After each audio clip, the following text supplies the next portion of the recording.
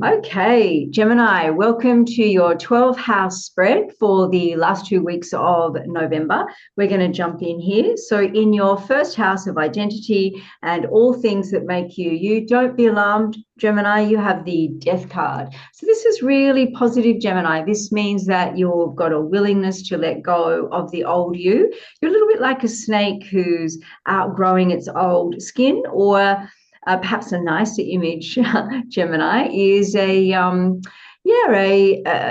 butterfly emerging from a chrysalis. So this is a time of rebirth, regeneration, renewal around your sense of self and identity. So how exciting! What's our clarifier say? Mm. And I do love snake analogies because they are guardians of portals. So I think they're really important, Gemini. In the first house, you've got the Six of Pentacles. The Six of Pentacles is all about charity, giving out, and getting back in. This card just always prompts us to check out, are we giving out more than we are getting back? Not just from the people we're helping, but in terms of filling your cup universally. What are you doing at the moment that can actually replenish that energy that you give out? So yeah, really beautiful placement for the beginning of this reading. Hmm. Hey, Gemini. Gemini, in your second house of what you're resourced with, your talents, skills, gifts, and abilities, you have the Knight of Pentacles. So, our friend here, the Knight of Pentacles, he has paused. He's hesitating. So, I wonder if there's some sort of hesitation that you're grappling with, maybe a bit of self doubt around what you're resourced with in terms of your talents, gifts, skills, and abilities that do bring about your abundance and your financial security. Let's see what our clarifier says. Mhm. Clarify is the Hierophant. Wow. So in that second house, this is all about a blessing from above. It almost feels like you don't have to do too much, Gemini, with this in terms of bringing in abundance for you. It could also be connected to institutions, rules, rigidity. Even though that can be stifling, there is some benefit to looking at what messages come through in systems around us, institutions like places like hospitals or religion, things that are set in stone. Not to say you have to follow that necessarily, but there may be some worth in checking out what they have to offer. And I just got real quick, you need to take a risk. So the Knight of Pentacles is risk averse, and it suggests that you can take a risk and that risk will be rewarded. In your third house, you have the Hanged Man.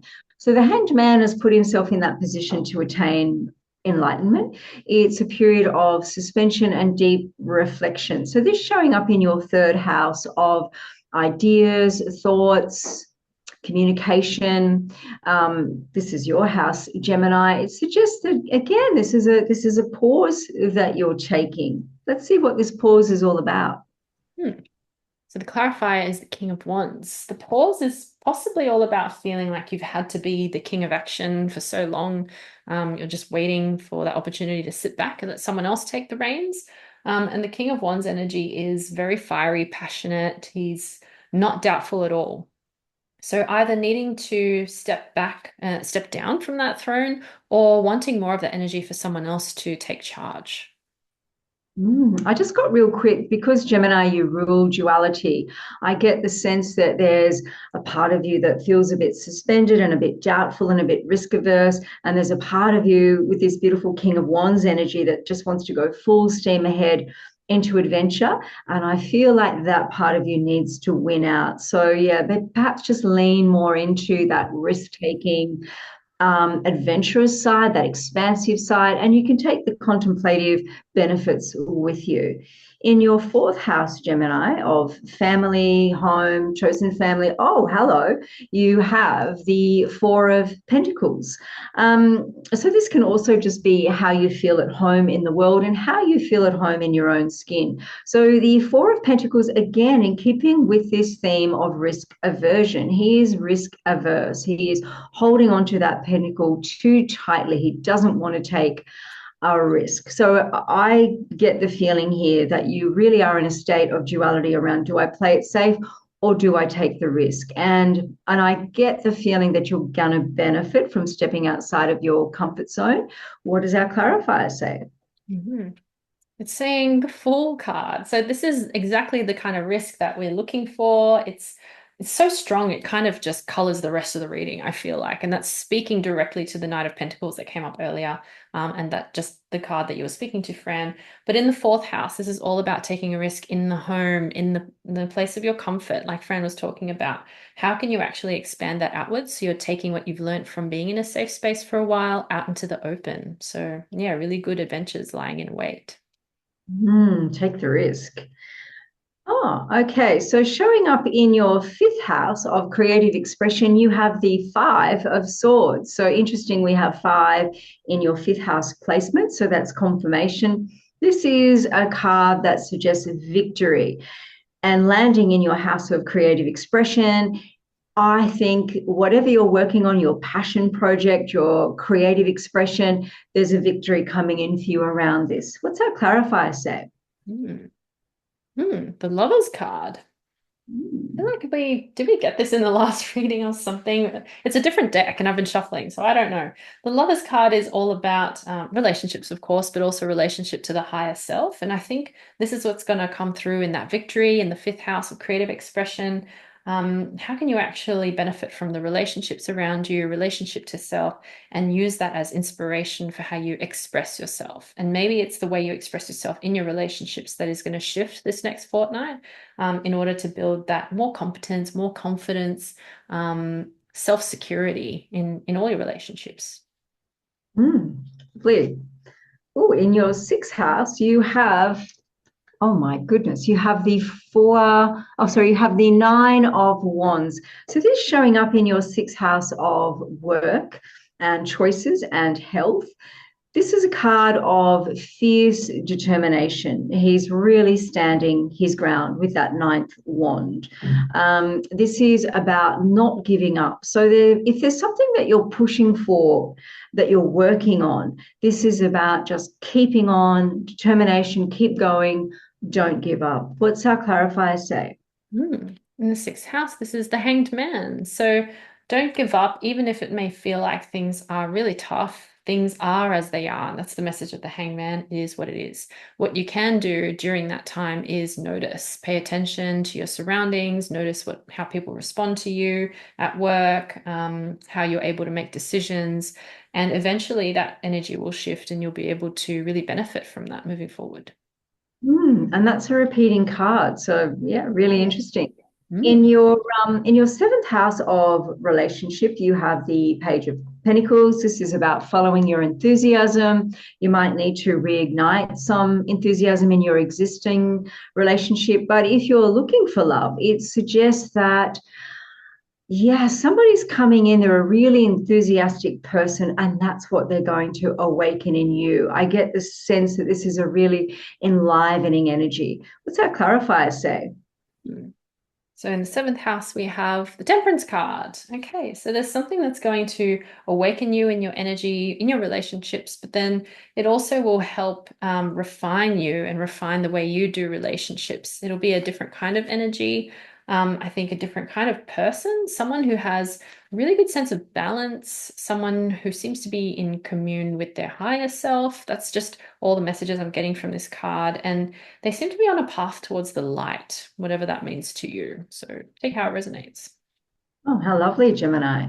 In your eighth house, Gemini, you have, oh, don't be alarmed. This is a very kind of somber looking card. You have the Five of Cups showing up in your eighth house of transformation. So I feel like you're transforming grief. This person in this card is grieving for the loss of something that they have actually lost their desire or taste for.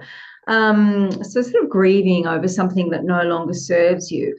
Showing up in your eighth house of transformation, I feel like you're transforming this into something that really serves you and is going to broaden your horizons. What's that clarifier say? The Chariot card. The Chariot Mm. is It's really good to have in the eighth house, I think, because when transformation happens, it can be so destabilizing. But the chariot's super steady, it knows where it's going. You're in it, you're surrounded by concrete, and you're leaving the city behind into a different area, a different place. And those sphinxes are like spiritual guardians too with that process. I'm not too worried about the way this transformation may rock you. Even though it has to do with grief. Every time I see the Five of Cups card emerge, I'm just like, oh, thank goodness. Like I feel relieved because it's actually asking me to sit down, reflect, go there. It's okay, it's safe. So, yeah, I hope that's helpful for you too, Gemini. And the chariot suggests a brand new life awaits you, Gemini, full steam ahead into a whole new you and a whole new world. How exciting. In your ninth house of higher mind, expansion, travel, adventure, you have the strength card. Wow, I feel the strength card is all about inner strength, mastering your inner critic, your inner demons.